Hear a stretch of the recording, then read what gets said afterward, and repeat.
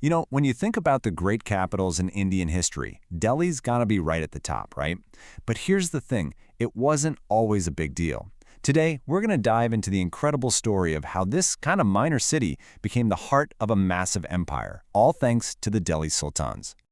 All right, so here's what we've got on top. First, we'll look at Delhi's kind of unlikely start. Then we'll see how the Sultans grabbed control. After that, we'll unpack let's call it the operating system of their empire. We'll get into the power struggles, the rebellions, all the good stuff, and wrap up with how their story ends. Okay, let's jump in.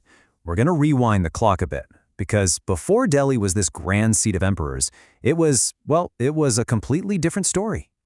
I mean, can you even imagine it? A capital of India that wasn't Delhi? It sounds wild to us now, but for a long, long time, that was just reality. If you were time traveling back to the 11th or early 12th century looking for the center of power, trust me, you would not be heading to Delhi.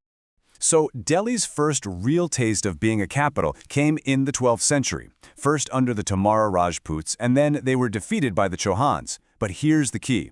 Even then, it wasn't a powerhouse capital of a huge empire. Its real claim to fame was something else entirely. Yeah, it was a booming center for trade. You had these wealthy Jain merchants setting up shop, building incredible temples, and they were even minting their own coins, called Deliwal, that were used all over the place.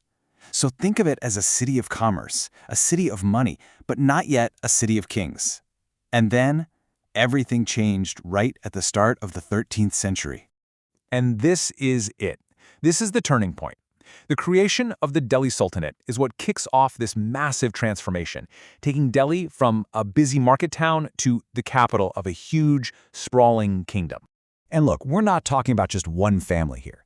The Delhi Sultanate was actually made up of 5 different dynasties, one after the other, over about 300 years. You had the early Turkish rulers, then the Khaljis, the Tughlaqs, and finally the Sayyids and the Lodis. It's a really long and pretty complex stretch of history for sure. So the big question is, how on earth did they manage all this? I mean, how do you actually run an empire that big and that diverse? Well, the sultans came up with this really unique system, like a special administrative and military machine. You can almost think of it as their empire's operating system. A lot of what we know about this time comes from these histories called Tawarikh. They were written in Persian, which was the official language of the administration. But you gotta take them with a grain of salt. Why? Because the guys writing them were learned men, sure, but they were also part of the court. They often wrote to flatter the sultans and get rewards, so, yeah, not exactly unbiased reporting, you know? Now this quote from a writer back then, Fakhri Madaber, it really gets to the heart of how they thought about ruling. It's this idea called the circle of justice, and it's actually pretty clever when you break it down. Look, a king can't survive without soldiers. Soldiers can't live without salaries. Where do salaries come from? Taxes. Who pays taxes? The peasants. But, and here's the key, peasants can only pay taxes if they're doing well and feel safe. So for the king to be powerful, the people had to be prosperous. See the loop? Justice wasn't just some nice idea, it was smart politics. Okay, so to actually run this whole operation, the early sultans did something that might sound a little strange to us. They didn't really trust the old aristocrats. Instead, they relied on special military slaves called bundagan. Now, these guys were purchased specifically for the job. They were trained like you wouldn't believe, in fighting, in governing, everything. And they were put in the most powerful positions in the empire.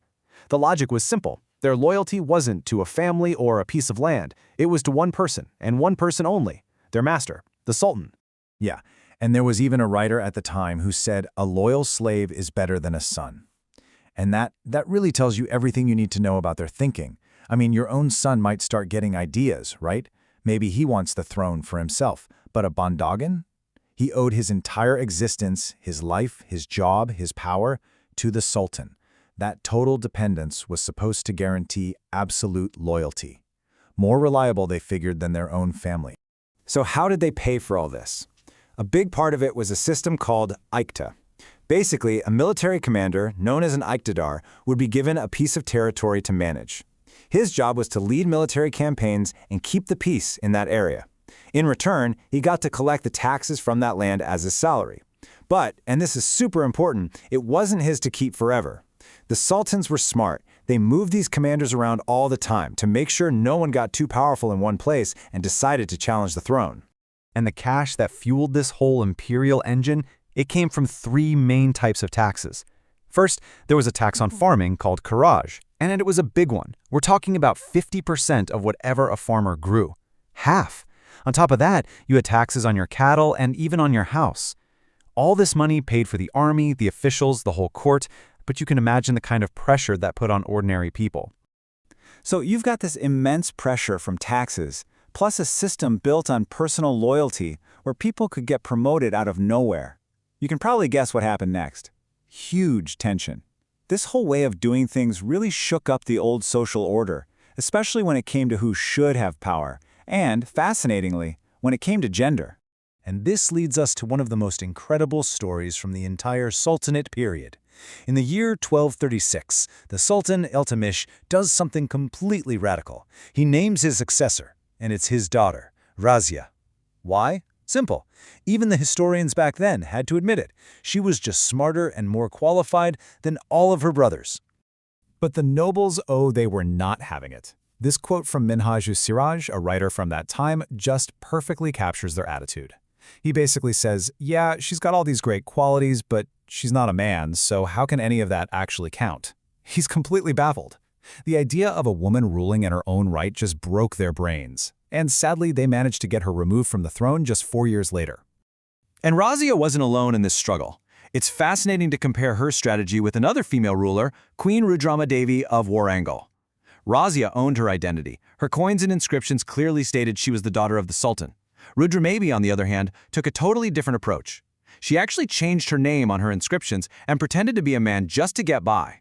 It just goes to show there was no easy way to be a woman in power. You had to be strategic, whether that meant being loud and proud or flying under the radar. This idea of promoting personal clients also kept causing problems. The sultans, especially the later ones like Muhammad Tughlaq, kept on elevating people from what was called humble birth into super high-ranking positions. And I mean, look at this list. A wine distiller, a barber, a cook, 2 gardeners. These guys were given powerful government jobs. You can just imagine how the traditional elites, the aristocracy, reacted. They were absolutely horrified.